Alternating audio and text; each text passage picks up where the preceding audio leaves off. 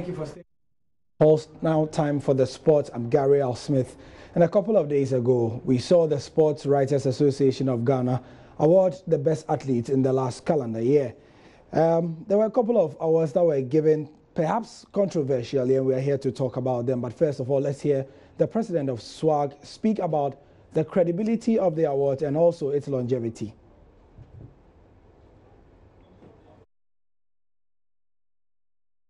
As far as I'm concerned, we did a thorough job. We have absolutely no motivation to cheat for anybody. There's no motivation for that. And one of the key reasons why SWAG has survived the last 43 years is because of the credibility and integrity of the awards. And don't forget that we settle on the nominees and the eventual award winners by thorough professionals who do a wonderful job. And where we have our own disputes and their divergent views, we vote in the final analysis. That is far from suggesting that it will be absolutely sacrosanct. Every single award ceremony in the world, people have their own opinions. But so far as we are concerned as SWAG, we try and do a very professional job, guided by a key sense of professionalism, integrity, and credibility. And it's a reason we have survived all these years. But as I indicated, people are out there, they are the best to determine whether candidate A or B deserved it. But awards all over the world would always attract divergent views.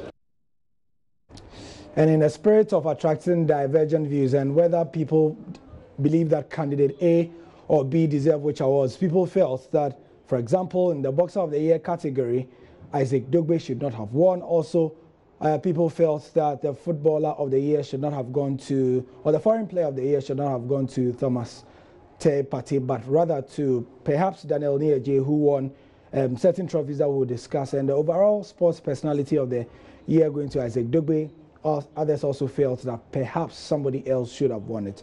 In studio with me is Hans Mensah Ando to help us look at the issues. Hans, welcome. Thank you very much, Gary. So, like Kwabena laid the preamble for us, every award has a bit of controversial, some controversial elements to it. For this one, Boxer of the Year, please tell us why people feel that, for example, Isaac Dogbe perhaps did not deserve. Well, like you highlighted in your introduction, this award was meant for achievement in the previous year. So we are in 2018. The award is meant to, reward those who performed in the year 2017. Now, you have Isaac Dogbe who fought only once during the year under review for Chakon. We had Duke Micah, for the purpose of the Boxer of the Year, Duke Micah fighting twice in 2017, remained unbeaten, defended his WBC International Bantamweight title. And so if you want to give the Boxer of the Year to either Duke Micah or Isaac Dogbe, the person who fought once and the person who fought twice during the year under review, who deserves it more?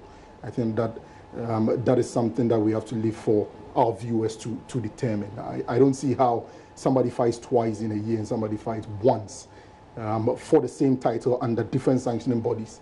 The person who fought once gets the award for the Boxer of the Year and goes on to win the Sportsman of the Year. It's just not right. So that's the first bone of contention, that Isaac Dogbe was given that Boxer of the Year accolade when indeed he, like Hans has explained, he fought once in the year under review.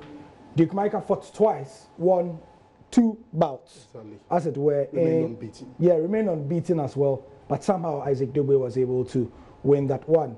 And he went on by, after winning this one, to win the overall sports personality of the year. Some have said that maybe the sports writers suffered what they call recency bias, as in they have been clouded, though the judgment was clouded a bit by Isaac Dogbe's recent achievements, which, as we all know, were not in 2017 but in 2018. He fought first to win the interim title here in Accra in 2018, and then just a couple of weeks ago, of course, became world champion by beating Jesse Magdalena also in the States, also in 2018. So that's point one. Point two, Foreign Player of the Year. It went to Thomas Partey, a player who has done very well for himself in the last couple of years, has risen through the ranks at Atletico Madrid. But more to point, for the Black Stars has become undoubtedly, maybe the bedrock of the team at the moment. But in 2017, did he deserve it? Hans? Well, that's also, like you said, become a bone of contention because Daniel Nieje wins a continental trophy, albeit on the African continent. Daniel Nieje, of course, being the former Kotoko player, exactly. The long-serving Kotoko player who went to TP Mazembe. He won a continental trophy, and then you have Thomas Partey, who plays in a relatively better competition, if you like. So you begin to wonder whether the Sports Writers Association of Ghana looked at the quality of competition or the achievement. You know, if you're looking at the quality of competition, and then of course, yes, you look at the quality of football on the African continent compared to the UEFA Champions League and the Spanish La Liga, and maybe, just maybe, Thomas Partey was given the award on that score. But in the year under review in 2017, Partey did not win La Liga. No.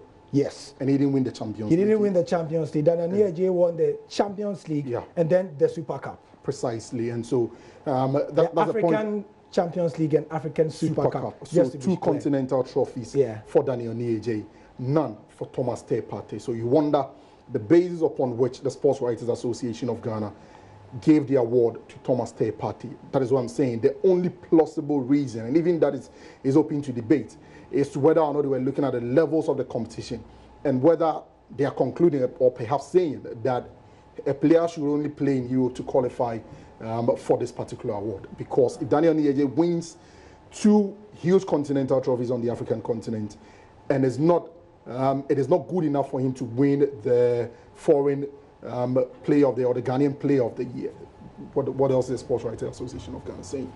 Right, so those are the key issues of the SWAG Awards. Despite these 2 issues, largely everything else most people agreed with. And like Wabna said, it's not sacrosanct, it's open for debate. But for our purposes, you want to say something as we wrap up quickly? For me, real quick, I think that this crosses the line. I don't think this has anything to do with controversy. It was borderline wrong. You know, the award is meant for what happened in the previous year.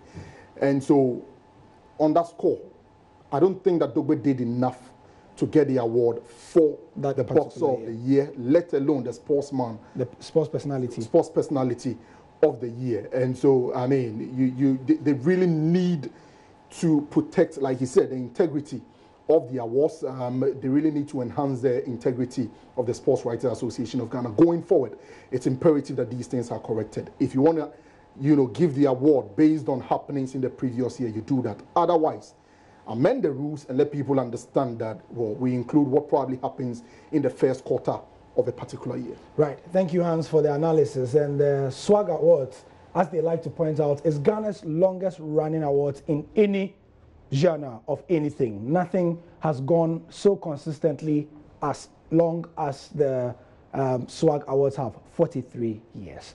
I'm Gary Al Smith, and that's the sport for now.